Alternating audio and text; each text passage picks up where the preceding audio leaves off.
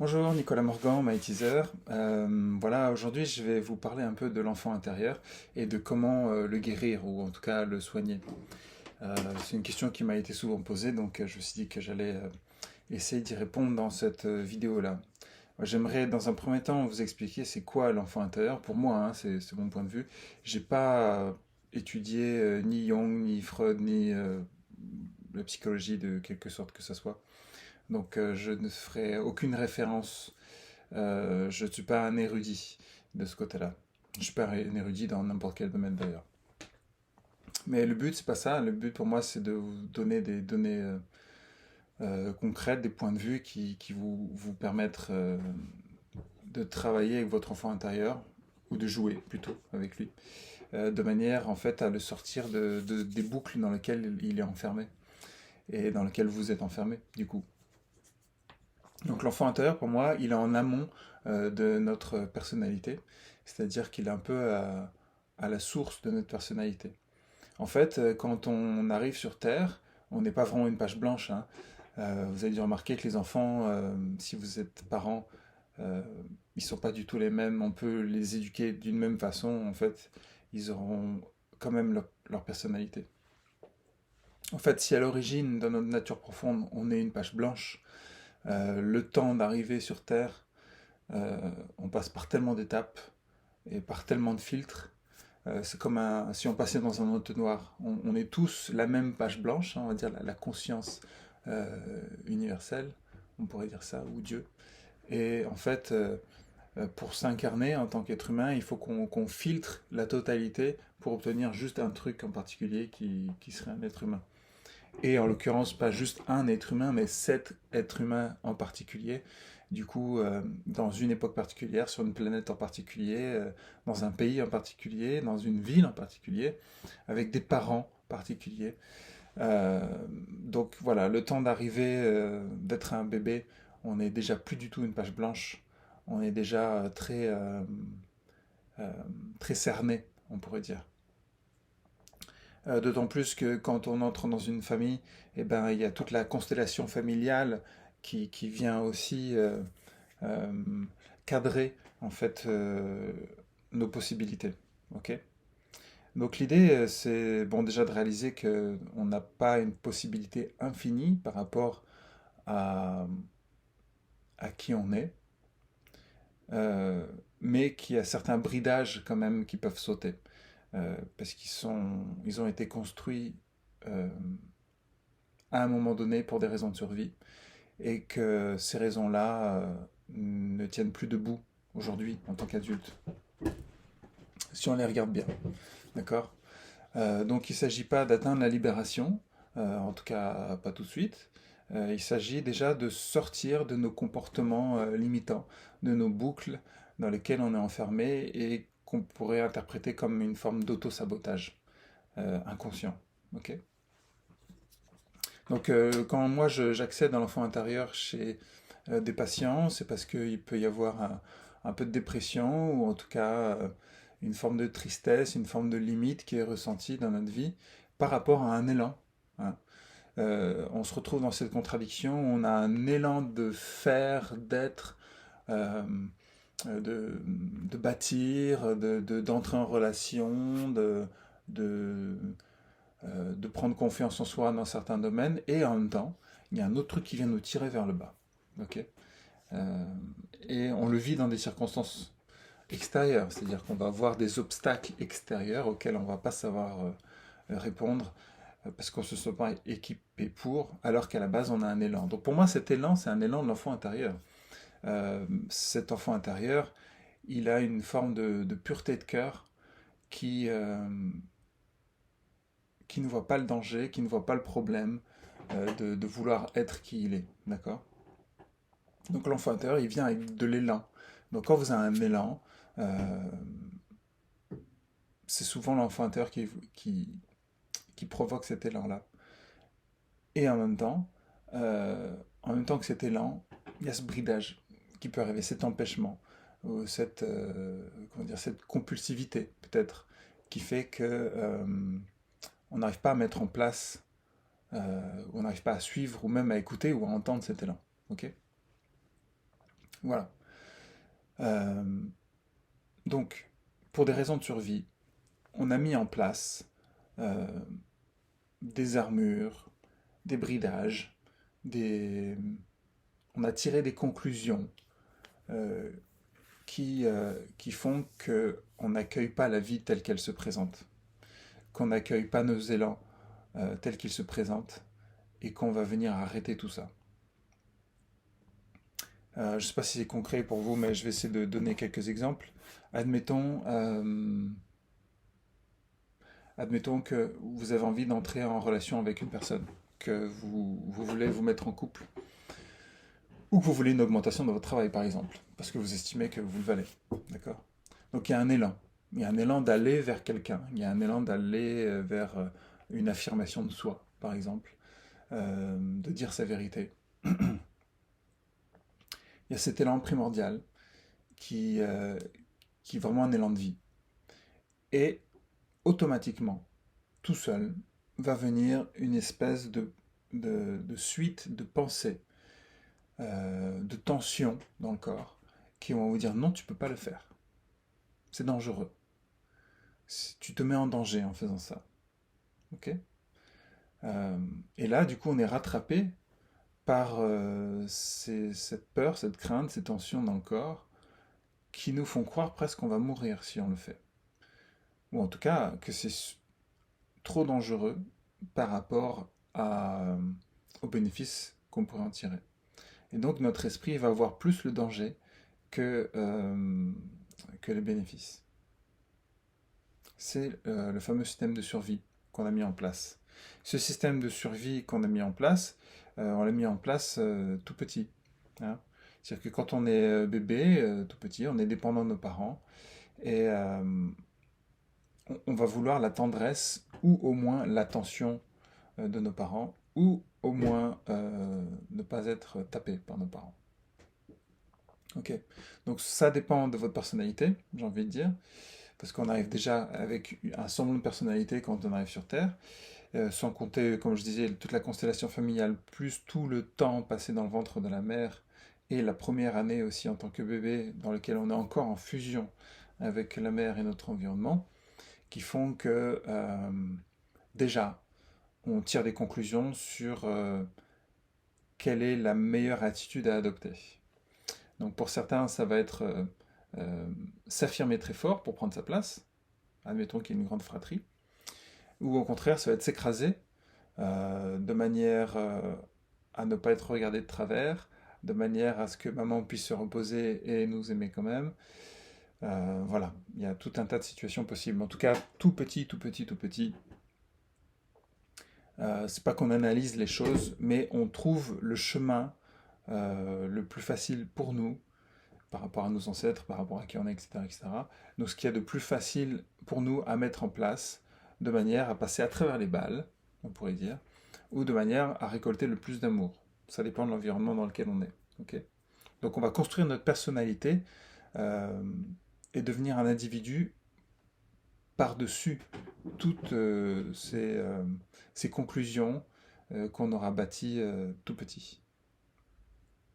Il y a des livres comme ça qui disent tout se joue avant 1 an, tout se joue avant 2 ans, tout se joue avant 3 ans, et quelque part c'est vrai, même si du coup ce qu'on va voir c'est qu'on peut revenir dessus. Hein. Mais l'idée c'est que voilà, tout petit on a tiré des conclusions qu'il fallait mieux l'affirmer, ou au contraire qu'il fallait mieux s'affirmer, ou alors qu'il fallait pas euh, que il fallait pas être abandonné, qu'il fallait pas être rejeté, qu'il fallait pas être humilié parce qu'on l'a vécu et du coup c'était très difficile. Et il y a un système, un truc en nous qui dit ça, plus jamais. Je veux plus que maman me regarde comme ça, je veux plus que papa me crie dessus, je veux plus que maman s'absente de la maison, je veux plus que... etc., etc., etc. Il y a des choses qu'on veut plus. Et au contraire, il y a des choses qu'on va vouloir répéter parce qu'on a trouvé que c'était agréable ou tout simplement parce que c'était connu. Hein, c'est un environnement qui est connu pour nous. Donc même si papa et maman sont, admettons, violents, ou ne serait-ce que verbalement, que dans la famille c'était toujours le bazar, que dans la maison c'était toujours sale ou mal rangé, j'en sais rien.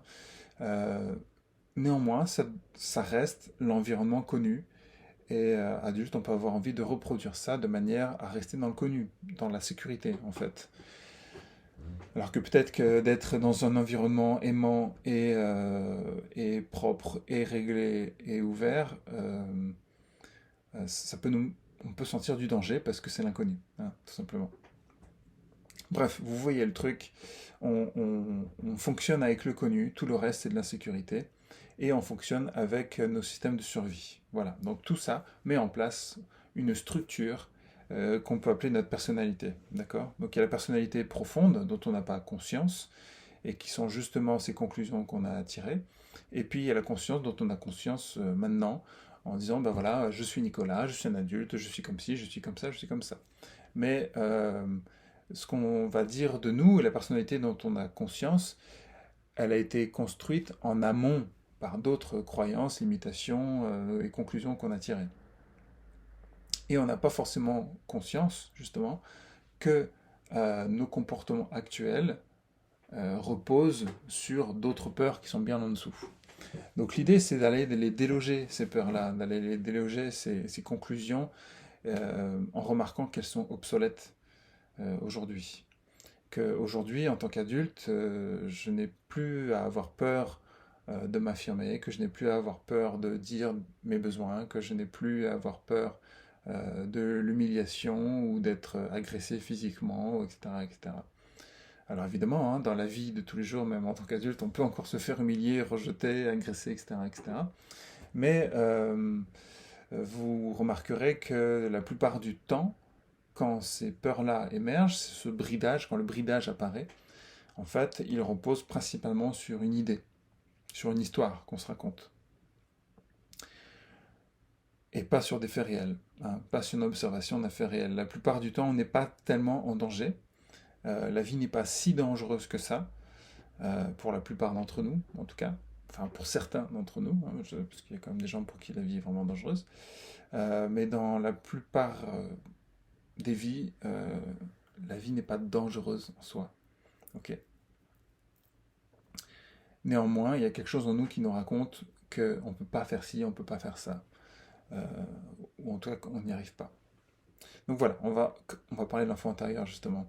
Cet enfant intérieur, il est en nous, il est le symbole de cette pureté de cœur, accessible, c'est-à-dire qu'en fait, une fois qu'on le soigne sur un sujet particulier, on retrouve la pureté de cœur à cet endroit-là. Ok?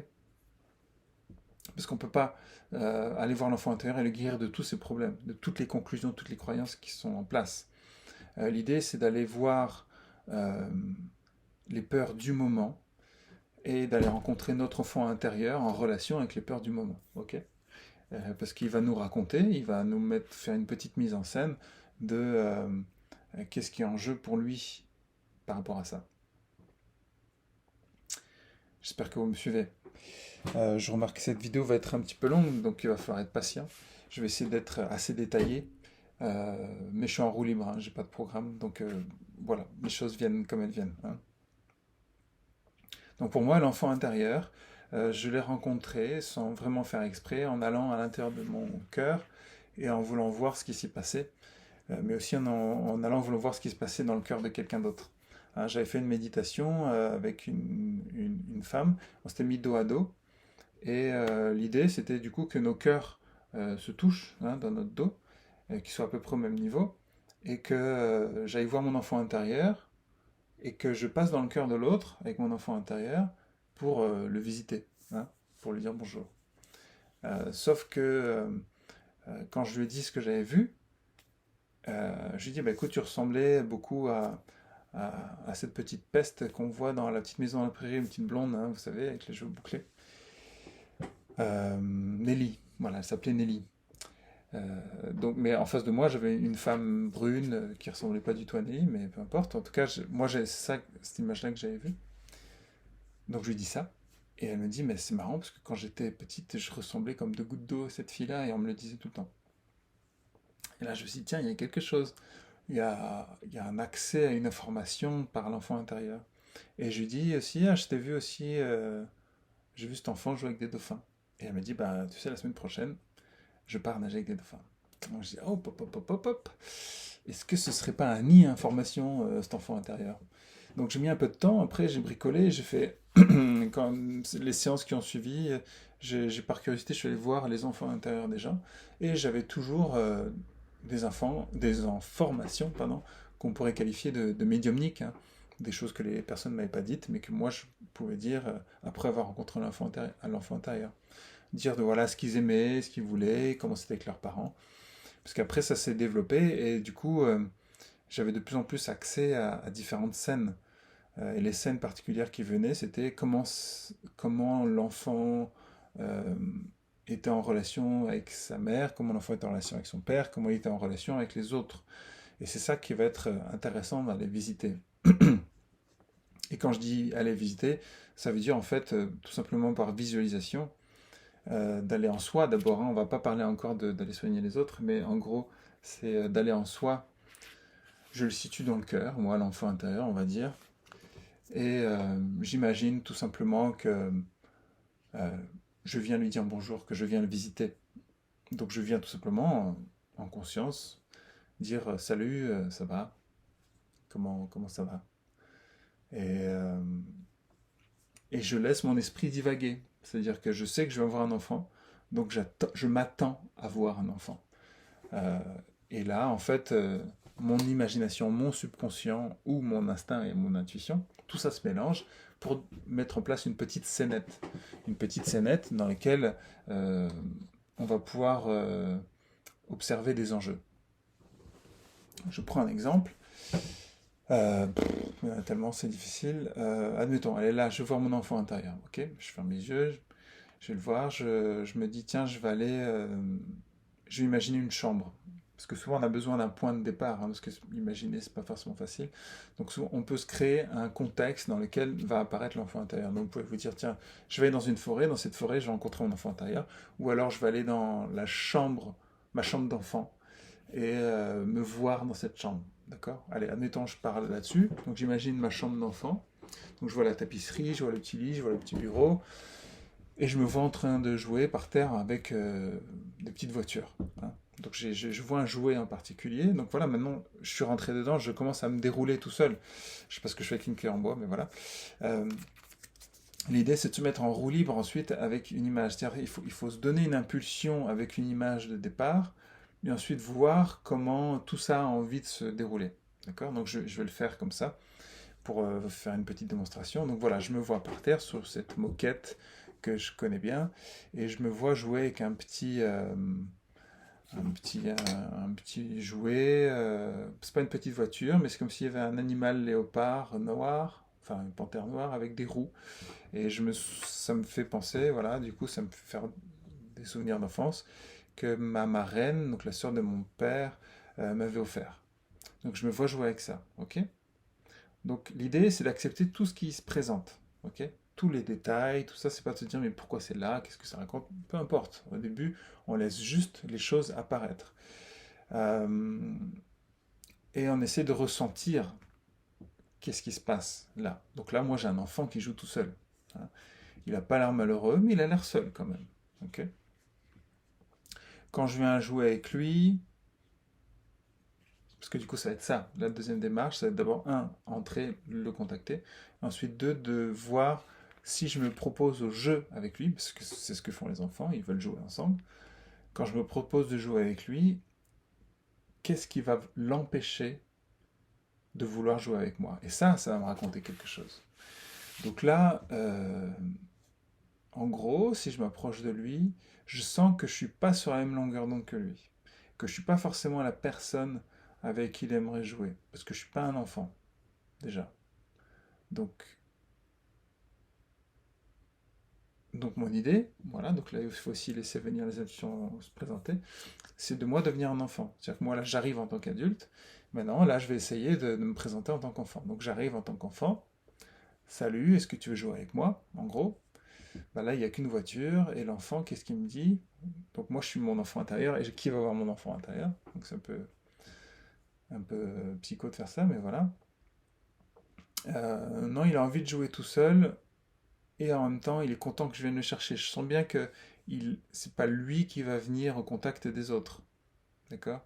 C'est moi qui dois venir le chercher. Mais il n'a pas envie que ce soit moi qui vienne le chercher. Ah.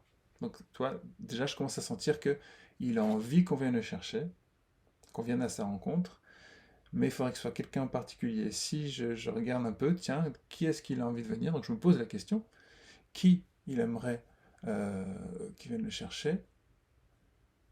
Et ben, c'est son père. Voilà, donc mon père. Voilà. Donc, pour la petite histoire, moi, il jouait jamais avec moi. Ok.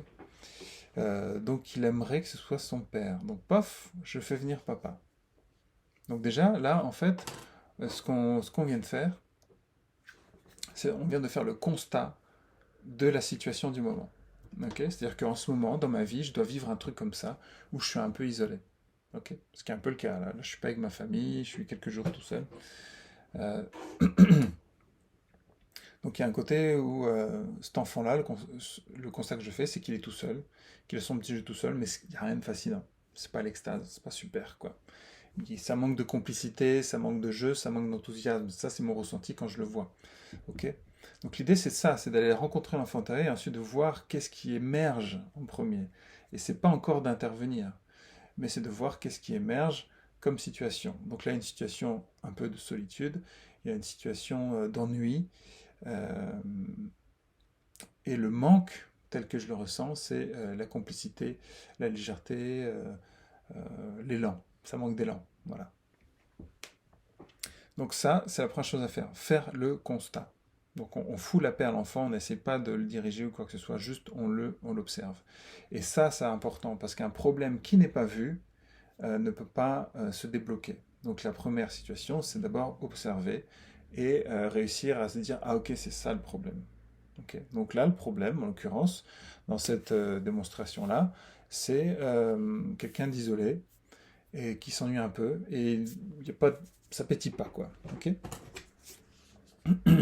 Donc là, le besoin, il faut tendre une perche, c'est-à-dire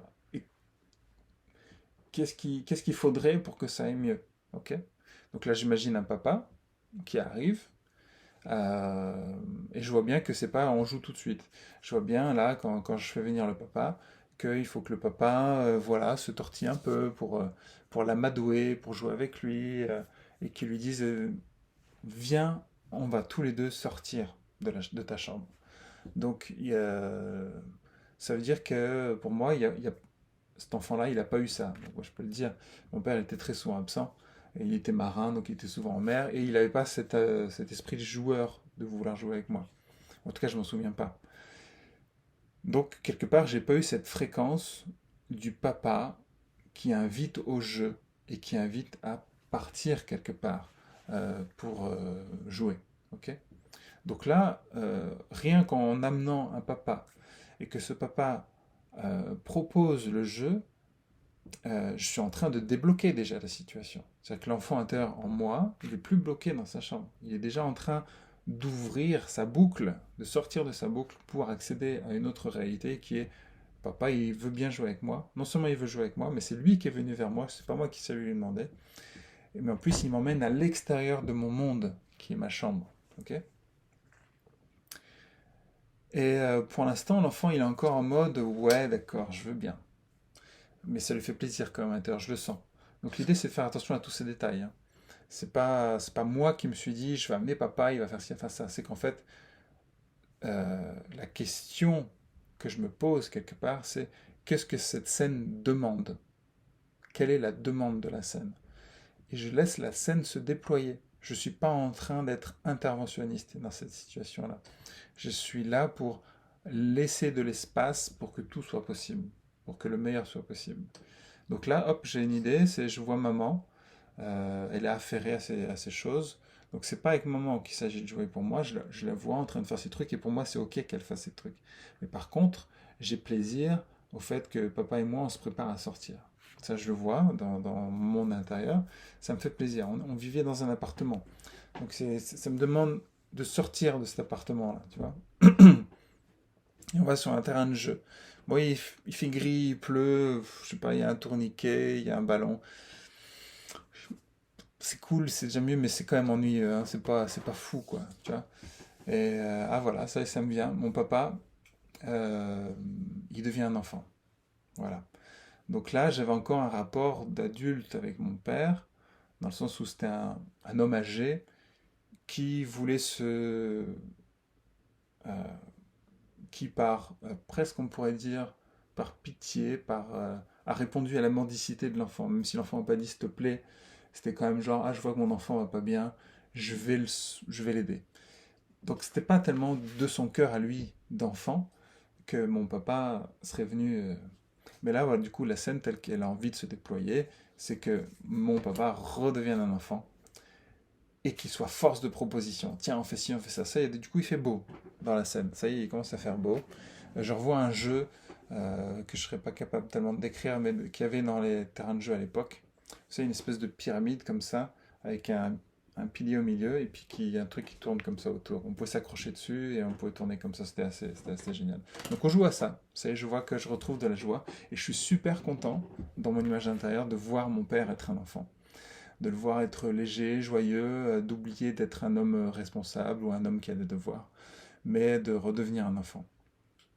Et ça commence à devenir contagieux. Je sens que mon enfant intérieur aussi, il est touché par ça, et qu'il a envie d'être comme ça. Il commence à se lâcher un peu. Voilà. Donc l'idée, voilà, je suis en train de découvrir en même temps que je vous le dis, hein. L'idée, c'est, du coup, pour moi, c'est de me lâcher un peu plus, hein.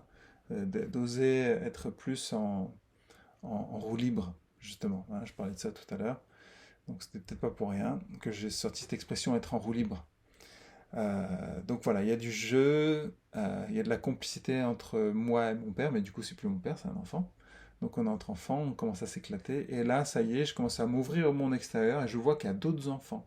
Tout est plus coloré, il y a d'autres enfants qui jouent, il y a plein de jeux, il y a des gens qui font de la corde à sauter, il y a des enfants qui grimpent, il y a des parents autour, donc il y a quand même un truc sécurisé. Donc en fait, toutes les informations qui me viennent me racontent quelque chose.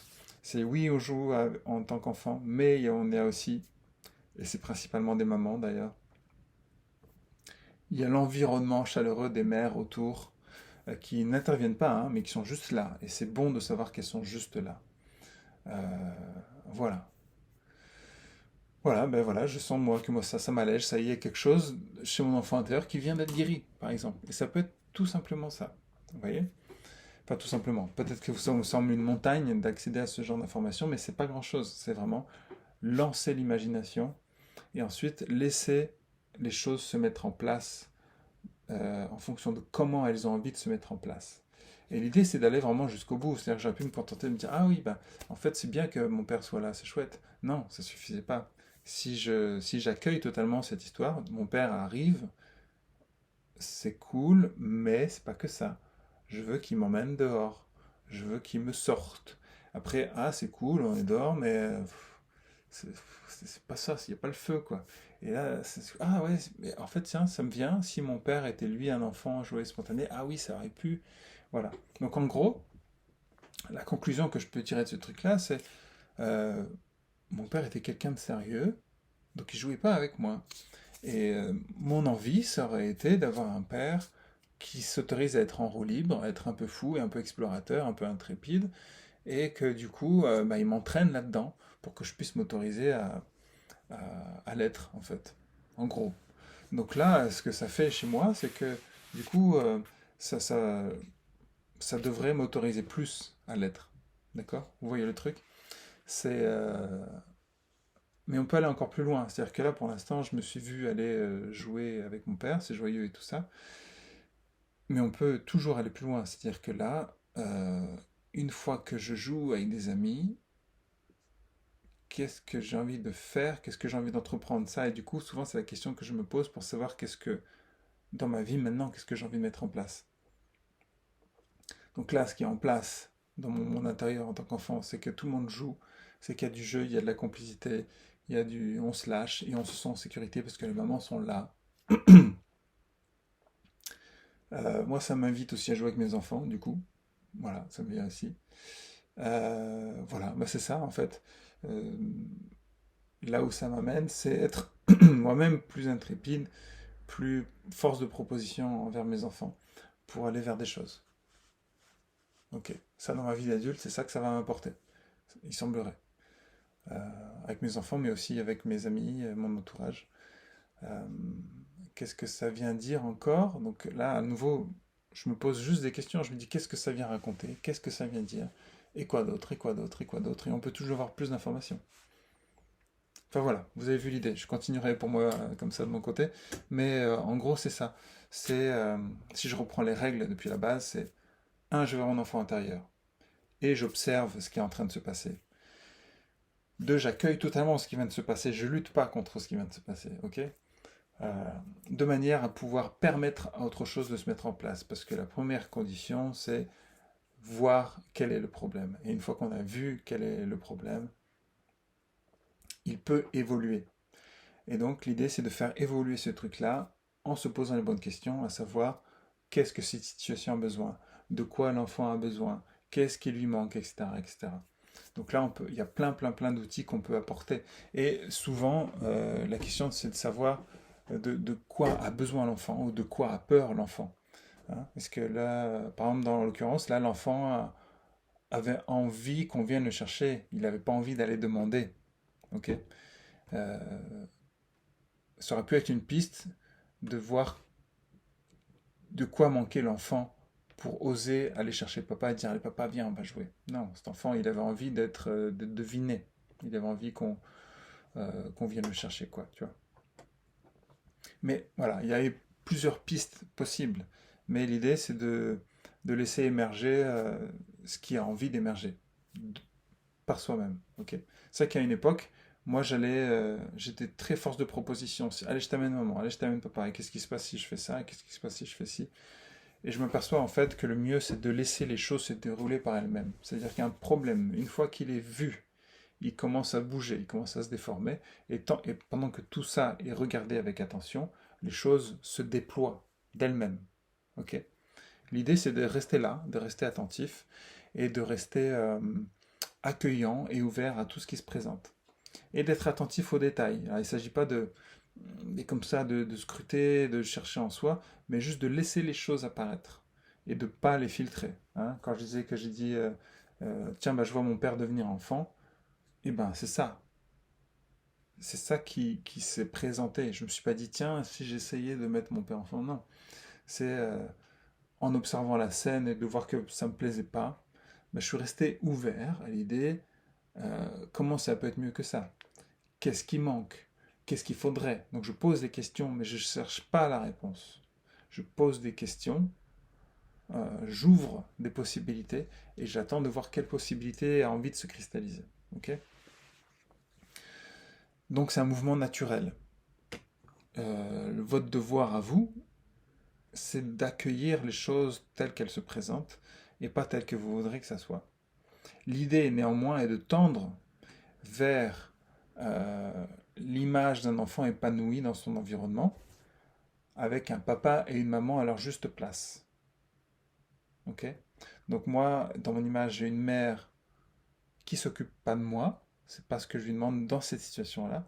Je lui demande d'être là dans l'environnement et de savoir qu'elle est là avec sa présence bienveillante me suffit.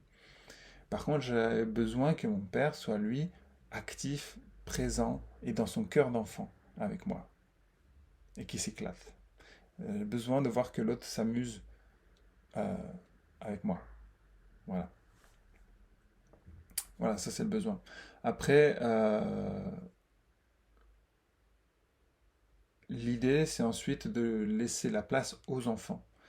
C'est-à-dire que les parents ils font leur business de leur côté, ils font leurs affaires, mais ils nous regardent avec bienveillance et ils valident ce qu'on fait, ça c'est important. Et ensuite que moi j'aille dans ma vie d'enfant jouer avec d'autres enfants. Ok. Donc là c'était mon père, mais du coup c'est aussi redevenu un enfant, donc c'était pareil. Donc maintenant quand je regarde l'histoire, effectivement mon père il est avec ma mère, tout est ok, ça se passe bien entre eux, j'ai pas besoin de m'occuper d'eux. Et moi je peux jouer tranquillement avec les enfants, je sais que je suis en sécurité, je sais que je peux jouer, que je peux interagir, etc. etc. Après je peux pousser l'image plus loin, c'est une fois que tout ça est en place, qu'est-ce que j'ai envie de faire? Quelle place j'ai envie de prendre par rapport aux autres enfants. Voilà. Ouais. Donc là, l'histoire se déroule pour moi et je le ferai de mon côté, mais en gros, c'est ça l'idée. Observer le problème, le laisser se dérouler pour l'observer pleinement. Ensuite, voir quelles sont les solutions qui veulent se mettre en place et apporter le plus de solutions possible. Quand je dis apporter les solutions, c'est laisser les solutions émerger d'elles-mêmes. Okay. Et ensuite, voir comment tout l'échiquier familial se remet en place. et laisser tout ça se remettre en place naturellement, hein. Il ne s'agit pas de forcer. Il y a des moments où il faut forcer un peu, mais je ne peux pas donner tous les cas de figure, ça c'est évident, quoi. Mais il y a des moments où il faut creuser, c'est mais qu'est-ce qui a attendu de maman? Qu'est-ce qui a attendu de maman? Ou qu'est-ce qui a attendu de papa? Est-ce qu'il n'y a pas un frère ou une sœur qui a empêché ceci ou cela? Et du coup, apporter tout ça dans la scène et voir comment tout ça se met en place. L'idée étant de bien observer les problèmes. Si j'apportais papa, par exemple, là dans ma scène, ben, je voyais bien qu'en fait, il ne pouvait pas être spontané. D'accord? Donc ça, c'était un problème aussi. Il fallait que je le voie. Donc il a fallu que je voie aussi, du coup, qu'il pouvait aussi devenir un enfant. Donc ça c'était la nouveauté. Ok? Le fait que le père puisse aussi être un enfant. Ok? Du coup, moi, ça m'a même raconté qu'en tant que père, j'ai le droit et je devrais, et ça me ferait du bien aussi d'être un enfant avec eux. Ok. Donc tout ça est riche en enseignements quand on va avoir notre enfant intérieur. Et donc là, ça peut sembler pas grand-chose. On se dit, bon, bah le gars, il a juste vu une petite scénette dans sa tête et dans son cœur, il a fait dérouler son imagination, sauf qu'il n'y a aucune différence pour votre inconscient et pour votre conscience entre l'imagination et le réel. Et l'idée, c'est de comprendre que cet enfant tout seul dans sa chambre, c'est une image qui était en moi, c'est une image qui me limitait euh, dans mes actions, qui limite aussi ce que j'attire. Là où maintenant, cette image, quand je vais en moi, regardez maintenant, eh ben, je suis dans une aire de jeu avec plein d'enfants. Ok? Et, euh, et du coup, je vais attirer d'autres circonstances. Et du coup, je vais être ouvert à vivre d'autres choses. Donc ça vient débloquer énormément de choses sans qu'on s'en rende compte.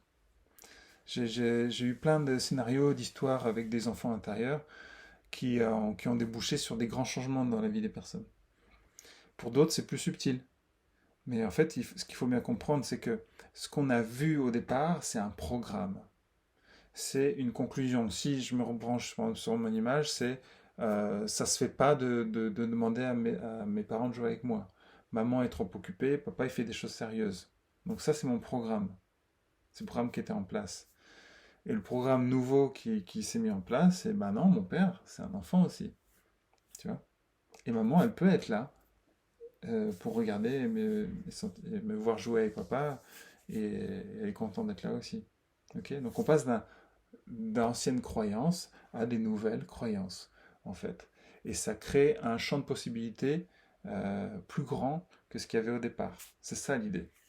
Ok. C'est de ne plus être enfermé dans une croyance particulière, mais d'avoir un programme nouveau qui soit un truc ouvert, où tout un tas de choses deviennent possibles. Ok? Bon, j'espère que c'est à peu près clair. Maintenant, je vais vous rajouter quelques outils hein, là-dedans. Comme je disais, l'idée c'est de faire venir papa, devenir maman. Des fois, il y a eu trop de violence, des fois c'est trop agressif, on ne sait pas comment s'en sortir. L'idée, parfois, une des astuces que j'utilise, c'est d'accélérer le temps. Hein. Souvent, quand on va voir l'enfant, il peut y avoir une émotion très forte. Et cette émotion, ça peut être des pleurs, ça peut être de la colère, et elle a parfois besoin de s'exprimer sur plusieurs vies, quoi. Donc l'idée, c'est dans cet imaginaire de l'enfant intérieur, c'est dire, ok, allez, vas-y, pleure. Et on dit, allez, 1 an, 2 ans, 3 ans, 10 ans, 20 ans, 100 ans de vie, 3 vies, 4 vies, ok, 50 vies de tristesse, ok, ça y est, t'as pleuré 50 vies. Et maintenant, qu'est-ce qui se passe? Pareil pour la colère, ok, t'as besoin de tout casser, t'as besoin de tuer le père, t'as besoin de tuer maman, t'as besoin d'être hyper violent, ok, déroule tout ça, déroule, on laisse les choses se dérouler. On peut imaginer que le temps s'accélère, si c'est très lourd, on accélère, de façon à ce que tout ça se vide, et de voir qu'il y a un après. Il y a un après la pluie, il y a un après la tristesse, il y a un après la colère. Et l'idée, c'est d'aller voir, bah ouais, bah ok, tu vas être triste, mais combien de temps? Ok, bah une fois que c'est vidé, qu'est-ce qui se passe? Qu'est-ce qui émerge? Quelle est ta vraie demande maintenant? Qu'est-ce que tu as envie de dire à papa? Qu'est-ce que tu as envie de dire à maman? Donc c'est des questions comme ça qu'on peut poser, c'est des outils. Les questions, c'est des outils. T'aurais aimé que papa soit comment? T'aurais aimé que maman soit comment? T'aurais aimé qu'il se passe quoi? Ok? T'aurais aimé qu'on te donne quelle qualité? T'aurais aimé qu'on te transfère quelle capacité? Ok? Et des fois, je m'en sors pas avec les parents. C'est trop encodé, c'est trop fort, c'est trop violent, c'est trop dur. Donc des fois, je fais venir le Père Céleste et la Mère Divine. Ils viennent, ils disent, bah non, en vrai, c'est nous tes parents. C'est nous tes parents.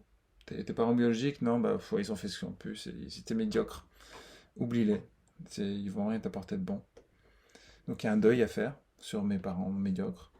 Et par contre, c'est se reconnaître en tant qu'enfant du divin, en tant qu'enfant de la mère divine et du Père divin.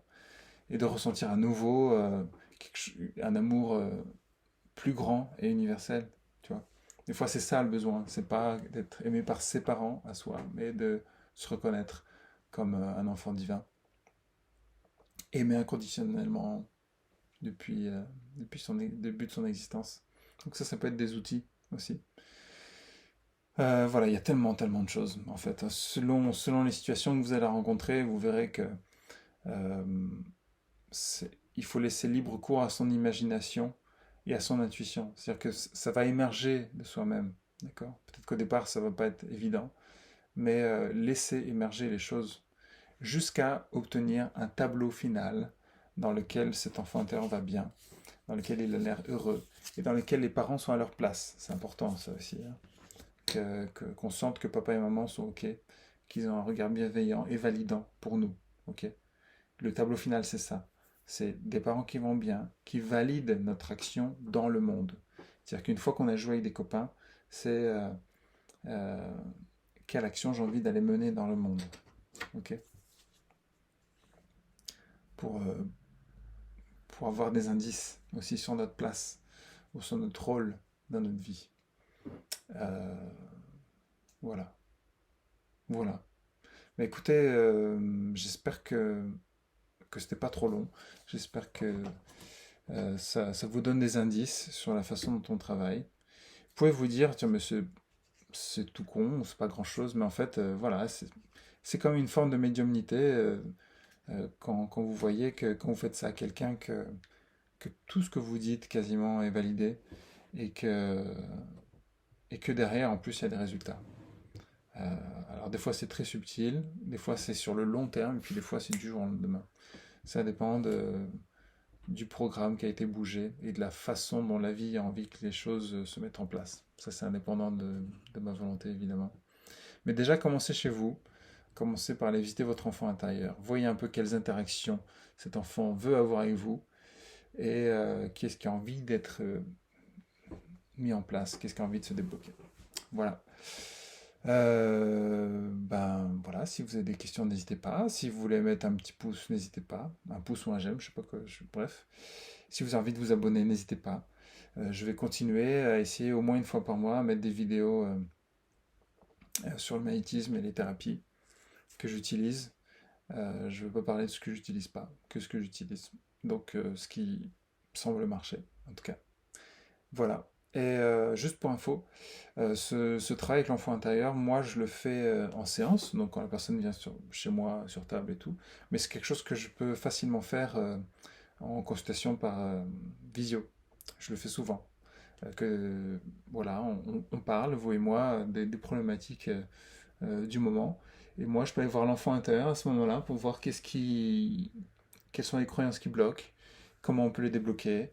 Et je fais tout le déroulé, comme je viens de le faire, du scénario de l'enfant intérieur pour l'amener vers une résolution. Une résolution qui est faite dans l'inconsciente par moi, entre guillemets, mais ça a un impact direct chez vous. Parce qu'en fait, comme je disais à la base, on est tous la même page blanche. Donc en fait, que ce soit vous qui regardiez ou que ce soit moi qui regarde, c'est la même chose. Donc c'est comme si vous-même vous faisiez votre travail de l'enfant intérieur, sauf que du coup, c'est mon regard entraîné, on va dire, qui le fait. Et du coup, ça se débloque vraiment. Euh, j'ai d'assez bons retours. Donc voilà, si jamais vous n'y arrivez pas, vous avez besoin d'un coup de main, n'hésitez pas, je suis là aussi pour ça. Euh, voilà, je vous souhaite une belle vie, une belle journée. Bye bye.